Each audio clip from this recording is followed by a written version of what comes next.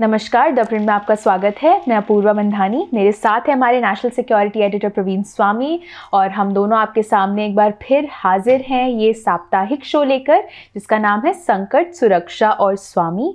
इस शो पे जैसे कि आप जानते हैं, आपको एक बार फिर याद दिला दूँ, हम देश और दुनिया की सुरक्षा से जुड़े सवाल लेते हैं। सवाल आपके होते हैं, जवाब प्रवीण स्वामी के होते हैं और मैं आपके सवाल ज़्यादा से ज़्यादा सवाल प्रवीण तक पहुंचाने की कोशिश करती हूं।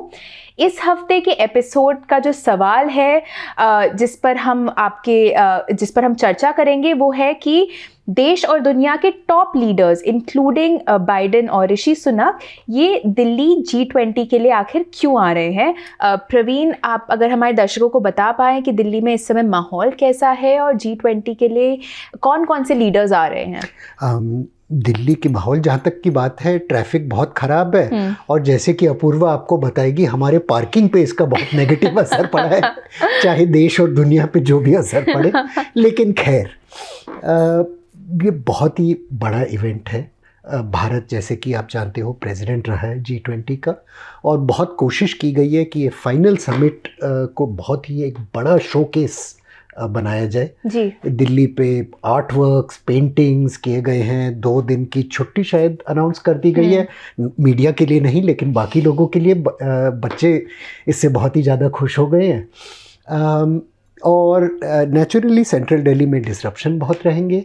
लेकिन बहुत अरसे बाद मेरे ख्याल से दिल्ली में इतना बड़ा समिट मीटिंग हुआ है। जैसे कि आपने बोला, president Joe Biden United states से आ रहे हैं, prime minister Rishi Sunak UK से आ रहे हैं, G20 के मेंबर स्टेट्स के लगभग सारे लीडर आ रहे हैं।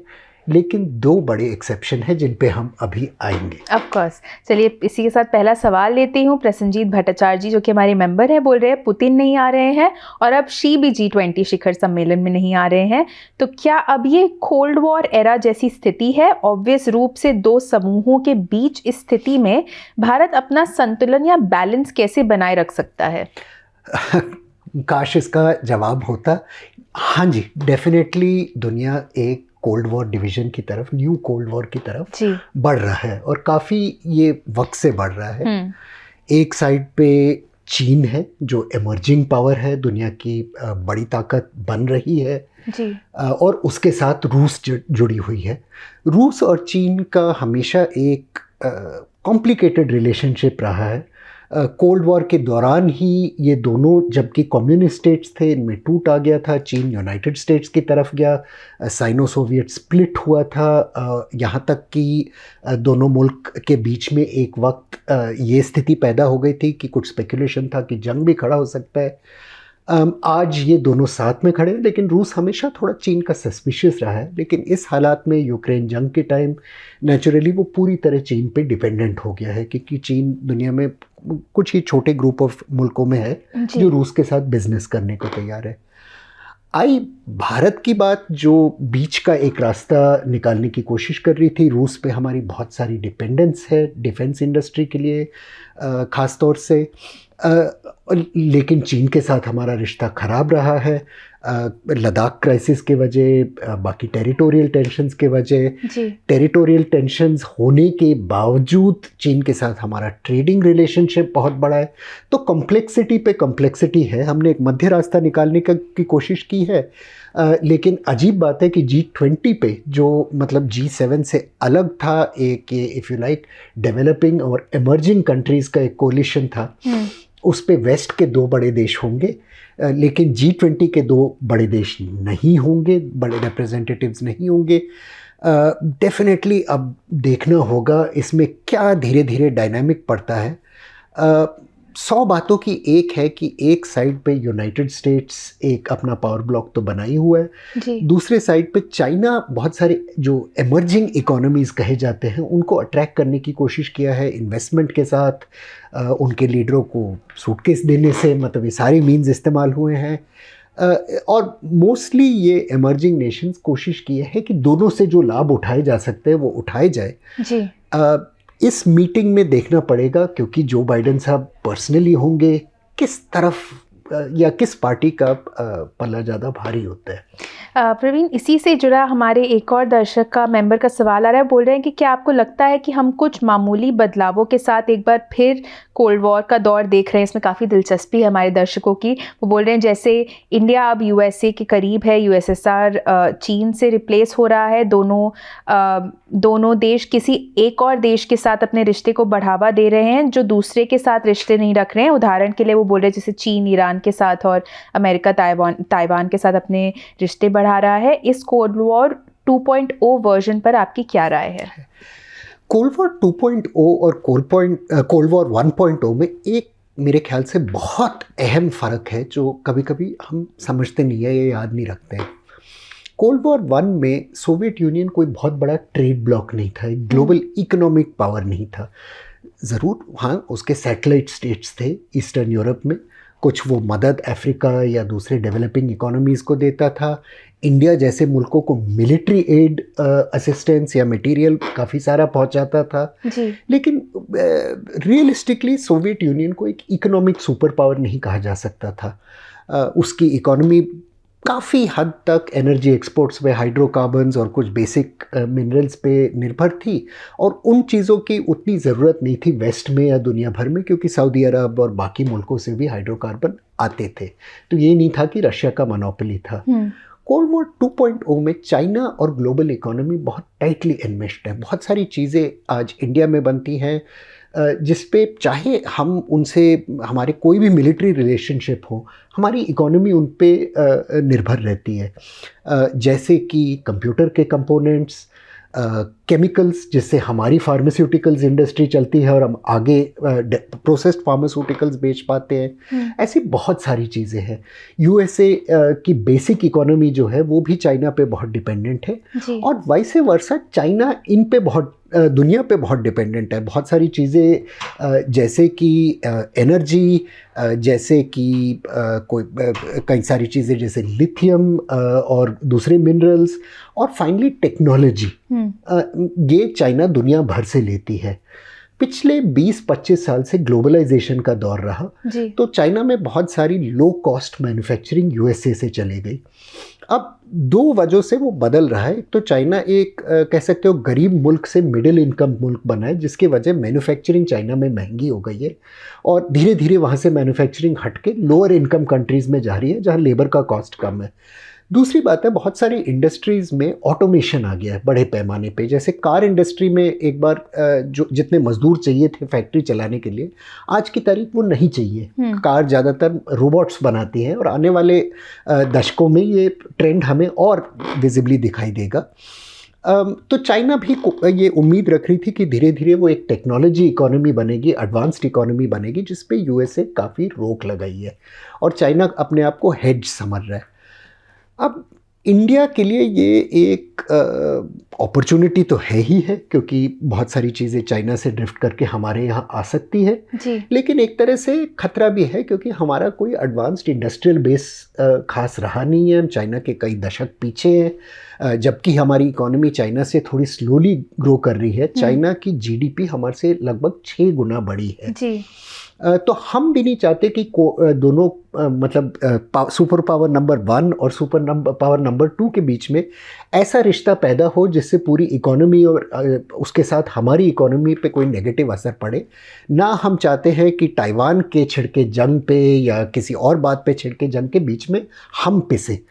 तो हमारे लिए एक डेलिकेट बैलेंसिंग एक्ट है। कोल्ड वॉर के टाइम पे भी बहुत सारे मुल्क थे यूरोप में खास तौर से जो इसी परिस्थिति में थे। जैसे जर्मनी, जबकि वेस्टर्न अलायंस का एक मेंबर था, उसको पता था कि अगर कोल्ड वॉर हॉट हो जाए तो वो जर्मनी के सॉइल पे लड़ा जाएगा, ना कि अमेरिका के। तो उन्होंने बहुत कोशिश की स्थिरता बनाए रखने की।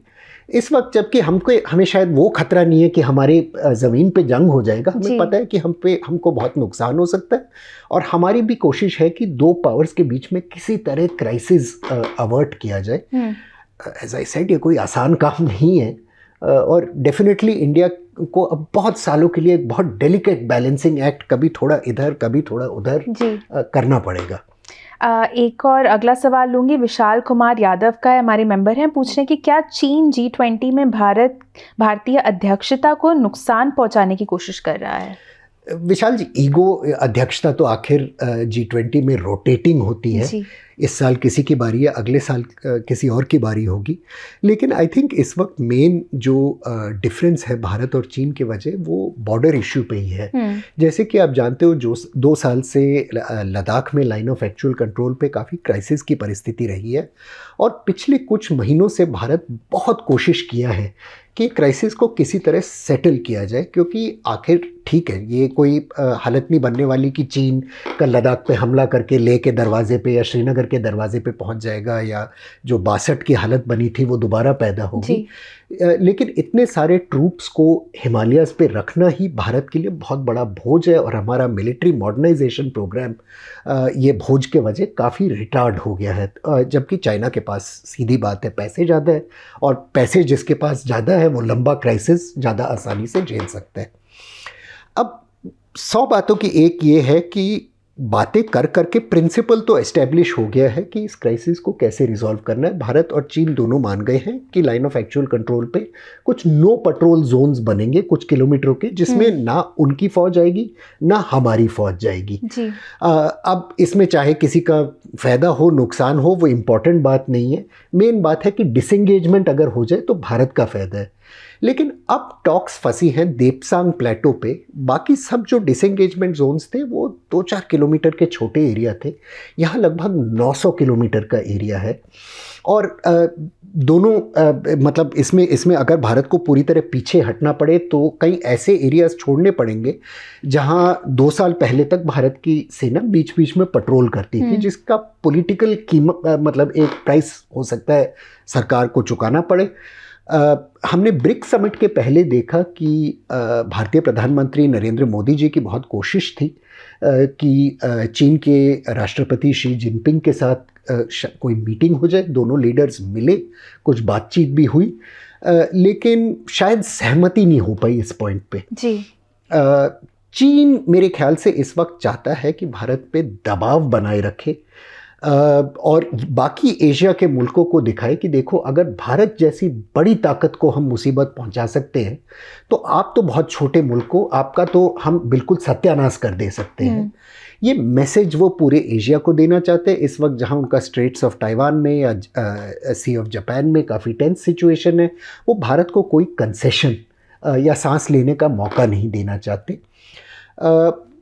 इससे जंग तो कोई छिड़केगी नहीं, कम से कम मेरी राय में कोई ऐसी हालात नहीं है, लेकिन डेफिनेटली भारत के पड़ोसियों पे ये दबाव बनाने की कोशिश है।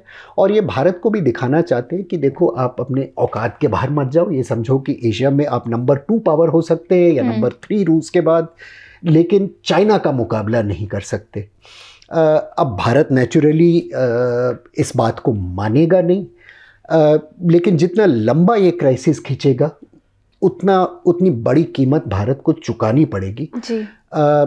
इस समिट पे ना आने से मेरे ख्याल से शी जिनपिंग ये भी दिखाना चाह रहे हैं कि G20 जैसे बॉडीज़ में या ब्रिक्स जैसे बॉडीज़ में उनकी अहमियत ज़्यादा है, भारत की कम है। तो प्रेसिडेंसी पे तो मेरे ख्याल से प्रेसिडेंसी तो रोटेशनल बात है, शान की बात है, लेकिन एक स्ट्रेटेजिक मैसेज है यहाँ, ना कि सिर्फ प्रेसिडेंसी को नुकसान देने की। जी प्रवीण, आपने G20 और ब्रिक्स जैसे समिट्स की बात की। आदित्य, जो कि हमारे रेगुलर मेंबर हैं, व्यूअर हैं, वो पूछ रहे हैं कि पुतिन और शी G20 के लिए दिल्ली नहीं आ रहे हैं, तो आप G20 जैसे मंचों का क्या भविष्य देखते हैं जिसमें पश्चिमी देश भी शामिल है? वो बोल रहे हैं इस बात पर ध्यान देते हुए कि चीन ब्रिक्स जैसे अपने समूहों का विस्तार कर रहा है। पूछ रहे हैं कि आपको लगता है कि मल्टी कंट्रीज फोरम का कोई महत्व है, इस बात को ध्यान में रखते हुए कि हर देश अपने बारे में सोच रहा है और किसी के साथ भी साझेदारी करने के लिए तैयार है? उदाहरण के तौर पर बोल रहे हैं कि फ्रांस को ले ले, की वेस्ट एलाय होने के बाद इमैनुअल मैक्रोन ने हाल ही में चीन का दौरा किया और चीन के साथ मजबूत संबंध रखने की बात की। अब ऐसे मंचों का भविष्य क्या है? ये उनका फाइनल क्वेश्चन है। आदित्य जी, आप फॉरेन पॉलिसी के बहुत केयरफुल और सीरियस स्टूडेंट हैं, हमेशा आपके सवाल सुन के बहुत मज़ा आता है। तो अब मैं इजाज़त लेके एक थोड़े इतिहास में चले जाऊंगा। 19वीं शताब्दी तक ये मल्टीलैटरल समिटरी और बड़े बड़े मीटिंग्स लीडर्स के ये होते ही नहीं थे। अच्छा। क्योंकि आखिर राजा महाराजाओं को सैकड़ों किलोमीटर जाना मीटिंग करने के लिए नामुमकिन होता था। जर्नी करना ही बहुत खतरनाक था।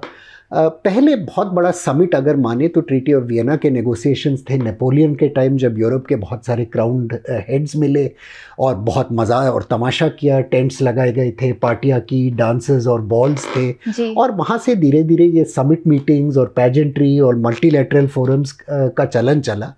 मेरे ख्याल से आज की तारीख अगर मेरे से पर्सनली पूछे, मेरे सारे फॉरेन सर्विस और डिप्लोमेट दोस्त इस बात पे असहमत होंगे, लेकिन इनका कोई मतलब है ही नहीं इस ज़माने में जब वर्चुअल मीटिंग्स जूम पे या इनक्रिप्टेड फोरम्स पे या हॉटलाइंस पे तुरंत हो सकती है। ज़्यादातर मेरे ख्याल से लीडर इनको इसलिए पसंद करते हैं क्योंकि वो अपनी फ़ोटो खिंचा सकते हैं और अपने डोमेस्टिक वोटर को दिखा सकते हैं कि देखो हम कितने इंपॉर्टेंट आदमी हैं, दुनिया के दूसरे इंपॉर्टेंट लोगों के साथ हमारा उठना बैठना है। डिप्लोमेसी का हार्ड वर्क जो है वो डिप्लोमेट्स करते हैं, क्लोज डोर्स पर्दे के पीछे करते हैं, और ये फॉरेन मिनिस्ट्रीज़ के बीच में, इंटेलिजेंस सर्विसेज के बीच में चलते रहता है। फाइनल लेवल अग्रीमेंट्स पॉलिटिकल स्तर पे करने के लिए डेफिनेटली लीडरशिप कांटेक्ट इम्पॉर्टेंट है। लेकिन हमने देखा है, मतलब बहुत बड़े क्राइसिस के टाइम भी और अब क्यों, पहले भी बहुत सारे क्राइसिस थे जो without face to face meeting of leaders, जैसे क्यूबन मिसाइल क्राइसिस था, बैक चैनल्स पे और डायरेक्ट हॉटलाइन टॉक्स में काफ़ी चीज़ें रिजॉल्व हुई। जी। जहाँ तक ये बड़े बड़े मल्टीलैटरल जैम्बोरीज़ हैं, मेरे ख्याल से 20 मुल्कों को एक ही पेज पे लाना नामुमकिन है। ये एक तरह से मिनी यूनाइटेड नेशंस है। यूनाइटेड नेशंस में किसी बात पे कभी सहमति नहीं हुई है और G20 में भी नहीं रहेगी। अभी तक ब्रिक्स के समिट में कम से कम 5 लोग थे, अब 6 और हो गए। 11 लोगों में सहमति लाना 5 से लाना ज़्यादा मुश्किल है। पहले वाले ब्रिक्स में कम से कम कुछ इकोनॉमिक इश्यूज़ पे, डेवलपमेंट बैंक पे, कुछ और 2-4 बातों पे सहमति हो गई थी। अब आप देखेंगे वो 11 के बीच में कभी नहीं होगी। लेकिन ये एक तरह से बिजनेस मीटिंग्स नहीं है, ये शो मीटिंग्स हैं। ये दिखाने के लिए कि किस ब्लॉक की कितनी पहुंच है। और अभी G20 में बहुत केयरफुली देखना होगा कि इन 20 मुल्कों के सदस्य में और इनवाइटी सदस्य में कितना, कौन सी तरफ, मतलब चीन और रूस की तरफ या भारत और अमेरिका की तरफ, यूनाइटेड किंगडम की तरफ कितना दबाव रहेगा। जी। फ्रांस की आपने बात बिल्कुल ठीक कही, वो चाइना के साथ अपने चैनल्स खुले रखने की कोशिश कर रहे हैं, लेकिन यूके में हमने बिल्कुल उसका 180 डिग्रीज ऑपोजिट देखा है। जहां जिस वक्त यूके के फॉरेन सेक्रेटरी साहब बीजिंग में हैं अपने चैनल खोलने के लिए, यूके की एक पार्लियामेंट्री कमेटी ने रेकमेंड किया है कि एशिया में यूके को एक ज़्यादा प्रो इंडिया और प्रो वेस्टर्न स्टैंड लेना चाहिए, और यहाँ तक कहा है कि ताइवान की इंडिपेंडेंस स्वीकार करनी चाहिए यूके को। फ्रांस की थोड़ी अलग राय है, जबकि वो भी इंडिया से बहुत करीबी रिश्ते रखते हैं, डिफेंस के रिश्ते हैं। जर्मनी जो पहले बहुत प्रो ट्रेड था चाइना के साथ, यूक्रेन की वजह दूसरी साइड गया है। तो मेरे ख्याल से अब ये बाइनरीज रखना कि मुल्क या तो इस तरफ होंगे या उस तरफ होंगे, ये बाइनरी शायद गलत है। मुल्क एक बहुत अनसर्टन वर्ल्ड में सारे ही मुल्क अपना कोई रास्ता निकालने की कोशिश कर रहे हैं। चाइना भी जबकि अपनी एक जगह है, हमें ये देखना चाहिए कि वो यूनाइटेड स्टेट्स से बार बार ट्रेडिंग चैनल्स खोलने, कम्युनिकेशन चैनल खोलने की कोशिश कर रहे हैं। वो भी कुछ क्राइसिस पे पीछे हटे हैं, क्योंकि वो भी चाहते हैं कि ये टेक्नोलॉजी सैंक्शंस जो उन पे लगाए गए हैं वो हटाए जाए। इस वक्त जब उनकी इकोनॉमी थोड़ी स्प्लटर कर रही है, वो भी चाहते हैं कि फॉरेन इन्वेस्टमेंट किसी तरह वापस आने लग जाए। कोई भी क्राइसिस नहीं चाहता, लेकिन हर एक जानता है कि अगर अपने इंटरेस्ट को असर्ट नहीं करेंगे तो दूसरे शायद केक को खा जाएंगे और ये पीछे रह जाएंगे। जी, आपने यूके की बात की तो अगला सवाल संकल्प का लूँगी। हमारे मेंबर हैं, पूछ रहे करंट ग्लोबल सिनेरियो में यूके वास्तव में कितना वेट कैरी करता है। बोल रहे हैं कि वे हमारे साथ FTA चाहते हैं, लेकिन पाकिस्तानी मिस्ड कॉल का जवाब देने वाले भी वो ही अकेले हैं। बोल रहे उन्होंने हांगकांग में चीनी कार्रवाई के खिलाफ प्रैक्टिकली कुछ भी नहीं कहा, यहाँ तक कि रूस के खिलाफ स्टैंड भी उनका इनकंसिस्टेंट, माफ़ कीजिएगा, नज़र आता है। पूछ रहे हैं क्या फाइनली ब्रिटिश साम्राज्य के ग्लोबल इन्फ्लुएंस का सूर्य अस्त हो गया है? ब्रिटिश साम्राज्य का मेरे ख्याल से सूर्य उस वक्त अस्त हो गया था जब सुएज़ क्राइसिस के टाइम, जब इन्हें प्रेसिडेंट नासिर ने सुएज़ कैनाल को नेशनलाइज किया था, और उस वक्त 3 फौजों ने मिलकर, फ्रांस, यूके और इजराइल ने मिलके इजिप्ट पे हमला किया था, लेकिन अमेरिका के समर्थन ना होने के वजह तीनों मुल्कों को पीछे हटना पड़ा। उस वक्त दुनिया का नया बैलेंस ऑफ पावर बहुत क्लियर हो गया कि United kingdom second world war के खर्चे सहने के बाद, जान के पैसे के खर्चे सहने के बाद, यूनाइटेड किंगडम अब उस हालत में नहीं था कि वो एक ग्लोबल पावर रह पाएगा। जहाँ तक आज की तारीख है, यूके का बिहेवियर वही है जहाँ मेरे ख्याल से हर मुल्क का है और भारत का भी है, कि उसूलों और प्रिंसिपल्स की बहुत बड़ी बातें होती है, लेकिन वो मुल्क अपनी इंटरेस्ट को आगे बढ़ाने की कोशिश कर रहा है जी। ये फ्री ट्रेड अग्रीमेंट में और इसमें प्रॉब्लम आता है कि बहुत सारे कॉन्ट्रडिक्टरी दबाव है, जैसे कि यूनाइटेड किंगडम जानता है कि अगर वो ज़्यादा इंडियन स्किल माइग्रेंट्स और स्टूडेंट्स ले तो उनकी इकोनॉमी का फ़ायदा है जी। और शायद प्राइम मिनिस्टर ऋषि सुनक को ये अच्छी तरह समझ आता है कि अगर ये इस अग्रीमेंट में वो इंडिया को इमिग्रेशन पे, माइग्रेशन पे कंसेशंस दे और उसके जगह भारत के टैरिफ्स हटवाए, तो उसमें यूके की बेहतरी होगी। इस वक्त कुछ 60% जो चीज़ें भारत यूनाइटेड किंगडम को बेचती है उस पर कोई टैक्स नहीं है, लेकिन सिर्फ 3% जो चीज़ें भारत यूनाइटेड किंगडम से लेती है उन पे टैरिफ्स नहीं है। अब प्रॉब्लम ये है सुनक साहब के लिए कि अगर वो ये कंसेशंस इमिग्रेशन पे करे और ट्रेड डील ले, इकोनॉमी तो बहुत अच्छी रहेगी, लेकिन कंजर्वेटिव पार्टी के white English working class voters जो हैं या मिडिल क्लास वोटर्स जो हैं उनको बिल्कुल पसंद नहीं आएगा, क्योंकि इस वक्त यूके में इमिग्रेशन का बहुत बड़ा इश्यू बना हुआ है। और ऋषि सुनक अपने आप एक इमिग्रेंट फैमिली के क्योंकि में जन्मे थे, उन्हीं की पार्टी में उनकी तरफ आरोप लगाए जाएंगे कि देखो आप अपनी कम्युनिटी का शायद पक्ष ले रहे हैं, ना कि कंजर्वेटिव पार्टी का।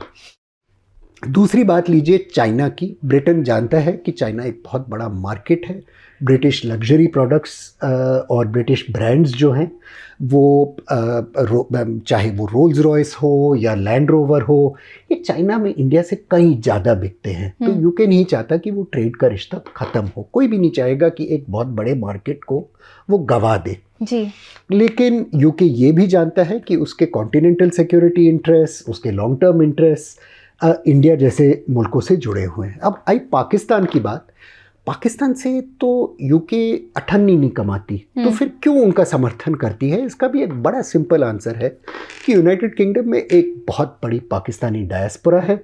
वक्त वक्त में यूके में डर उठा है कि अगर इस डायस्पोरा में पाकिस्तान में जो जिहाद पसंद तंजीमें हैं, जो जिहादी ग्रुप है, उनका असर उस डायस्पोरा में पड़े तो क्या नतीजा रहेगा। आखिर आप याद करेंगे कि 9/11 के बाद यूके में कई सारे इंसिडेंट्स हुए हैं, और वो इंसिडेंट्स शायद यूके की समझ में इसलिए वो काबू में रहे क्योंकि पाकिस्तान की इंटेलिजेंस सर्विसेज ने MI6 और MI5 जो यूके की इंटेलिजेंस सर्विसेज है उनका बहुत समर्थन किया।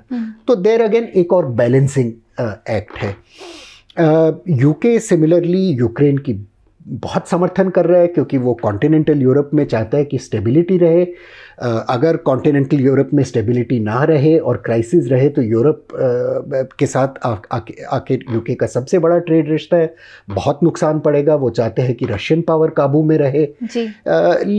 लेकिन वो भी जानते हैं कि एक हद के आगे ये सिचुएशन बढ़े तो ब्रिटेन के एनर्जी इंटरेस्ट, ब्रिटेन के ग्लोबल इंटरेस्ट पे इसका बहुत असर पड़ सकता है। एंड अगेन ब्रिटेन में आप देख सकते हो कि ब्रिटेन और फ्रांस और जर्मनी पे भी ये रशिया के क्वेश्चन में इनके एटीट्यूड्स में बहुत फ़र्क रहेंगे जी। तो हर एक मुल्क अपने इंटरेस्ट का सोचता है, और वो इंटरेस्ट क्योंकि बास्केट ऑफ इंटरेस्ट होता है, उनकी पॉलिसीज़ कभी नीट और क्लियर नहीं होती है, कभी थोड़े इधर कभी उधर होती है। जैसे कि मैंने कहा यूनाइटेड स्टेट्स एक हाथ पे स्ट्रेट्स ऑफ ताइवान पे कभी बड़ा अग्रेसिव पोजीशन लेता है, जापान के पे अग्रेसिव पोजीशन लेता है, लेकिन फिर चाइना से बात भी करता है। तो हर मुल्क कुछ रास्ता निकालने की कोशिश करता है और वो एफर्ट लगातार चलते रहेगा। इंडियन डिप्लोमेसी के लिए चैलेंज है ये समझना कि दुनिया में, ये दुनिया हिंदी फिल्म नहीं है कि भाई भाई एंड में कोई मतलब गले मिल जाएंगे या पक्की कोई दोस्तियाँ पैदा हो जाएंगी। दोस्ती उस वक्त के लिए ठीक है, अपनी जगह ठीक है, इंटरेस्ट हमेशा के लिए रहते हैं।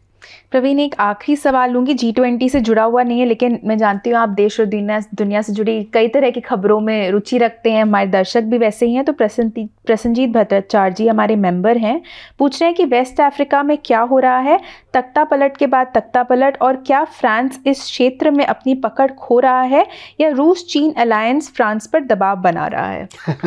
एक तरह से प्रसन्नजीत जी, अपूर्वा आपसे थोड़ा असहमत हुई। G20 से एक फनी तौर में फनी वे में जुड़ा हुआ है।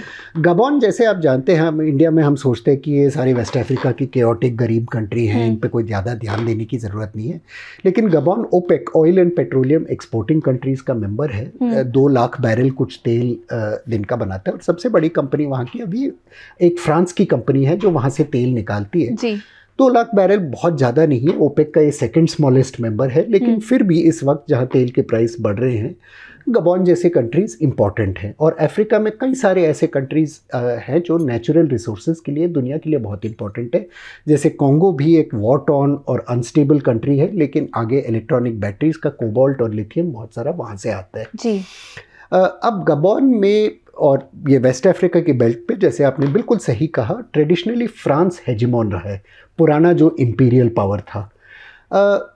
उस बात पे इन कंट्रीज़ में बहुत रिजेंटमेंट, एक तो नेशनलिस्ट रिजेंटमेंट तो रहा ही रहा है, लेकिन पिछले कुछ सालों से फ्रांस उतना कैसे कहें ब्लैंक चेक देने को राज़ी नहीं रहा है जो शायद पहले किसी वक्त रहता था जी। अब ये मोस्टली कंट्रीज़ में आप देखेंगे कि बहुत करप्ट और निकम्मे रूलिंग फैमिलीज़ थे।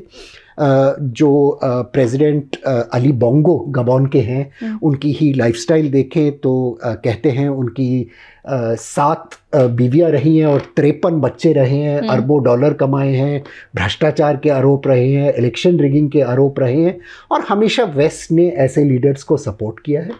अब कुछ वक्त से इन सारे कंट्रीज़ में चाइना कंपटीशन में आ गया, चेकबुक लाके या कैश लाके कह सकते हैं, और रूस अपने मर्सिनरीज भेज के, तो वेस्ट के अगेंस्ट एक तरह से कंपटीशन आ गया है जी। और इन कंट्रीज़ में कई सारे जो ये करप्ट एलिट्स थे वो एक साइड से दूसरे पलटने लगे हैं।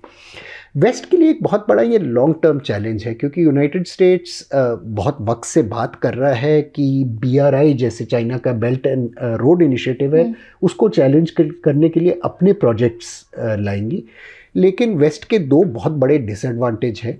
एक तो है कि वेस्ट ये लो ग्रेड मैन्युफैक्चरिंग जो इन कंट्रीज़ को चाहिए, रोड बनाना, रेलवेज़ बनाना, मैकेनिकल प्रोडक्ट्स का बनाना, वो काम अब करता नहीं है। टेक्नोलॉजी ड्रिवन पावर्स है जो बहुत हाई एंड की चीज़ें बनाती हैं। आप जर्मनी से मानो कार लेंगे तो बहुत अच्छे क्वालिटी की होगी, लेकिन बहुत महंगी की होगी। चाइना में सस्ती कार बनती हैं या सस्ते ट्रक बनते हैं। दूसरी वेस्ट की एक बहुत बड़ी इंस्टीट्यूशनल प्रॉब्लम है कि ये अकाउंटेबल और ट्रांसपेरेंट गवर्नमेंट्स हैं। इनको अपने पब्लिक को हर 54-58 का हिसाब देना होता है जी। तो अली बोंगो जैसे लीडर्स को खुश रखना थोड़ा कभी कभी मुश्किल हो जाता है, जबकि चीन का और रूस का नॉन ट्रांसपेरेंट सिस्टम है, एक सूटकेस में कैश ले जाके आराम से दे सकते हैं, जो पहले वेस्ट में करता था जी। लेकिन अब सिस्टम्स थोड़े ट्रांसपेरेंट और अकाउंटेबल बनने से इनको प्रॉब्लम पैदा हो गई है। फाइनली बात है कि ओवरसीज़ डेवलपमेंट असिस्टेंस वेस्ट के सारे कंट्रीज़ का कट डाउन हो रहा है, जो ये थर्ड वर्ल्ड कंट्रीज़ को पहले देते थे, क्योंकि उन मुल्कों की पब्लिक कहने लगी है कि इस वक्त कोविड के छाया में जब बहुत सारे अपने प्रॉब्लम हैं, तो हमें इन मुल्कों को क्यों देना चाहिए। अब जवाब तो इसका सिंपल है, अगर आपको ग्रेट पावर रहना है तो देना है, जैसे इंडिया अब श्रीलंका को दे रहा है। लेकिन डेमोक्रेसीज़ में हमेशा ये सवाल एक टची सा हो जाता है, क्योंकि लोग सवाल पूछते हैं और कहते हैं कि मेरे बच्चों को जब नौकरी नहीं मिल रही, अफ्रीका में क्यों किसी को फ्री में ट्रक बांटूं। तो ये 3 डिसएडवांटेजेस हैं। लेकिन मेरे ख्याल से वेस्ट भी और इंडिया जैसे कंट्रीज़ भी अब रियलाइज़ कर रहे हैं कि ये दुनिया के गबॉन जैसे कंट्रीज़ में हमें या तो अपना इन्फ्लुएंस दिखाना पड़ेगा, नहीं तो दूसरा लड्डू लेके भाग लेगा। जी, चलिए इसी बात पे हमारा आज का एपिसोड यहीं ख़त्म होता है। आशा करती हूँ आपको एपिसोड पसंद आया हो। हमसे जुड़ने के लिए आप सभी का बहुत बहुत धन्यवाद। Thank you.